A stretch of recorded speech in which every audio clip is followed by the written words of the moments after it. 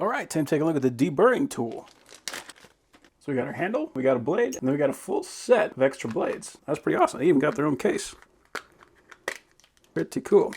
It says these are S10 deburring blades. They are a 40 degree, and there are 10 of them in here. So you can see on the handle, it's just a chuck, so you pull it down to disengage it. So to put a blade in, all we do is drop it in, and now we are locked in. If we want to pull it out, it's that easy. What's great about that is it allows this thing to swivel around to match the shape of the material. See, we got a nice sharp edge right there, and we got a nice sharp edge right there. So all we got to do is press it on there and then drag it across.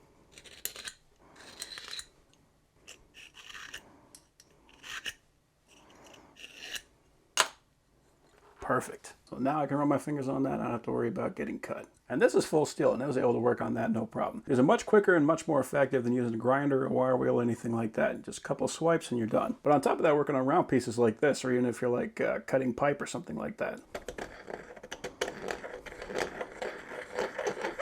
And now I don't have to worry about cutting myself. So yeah, if you're into doing fabrication, this is a must-have tool. These things are fantastic.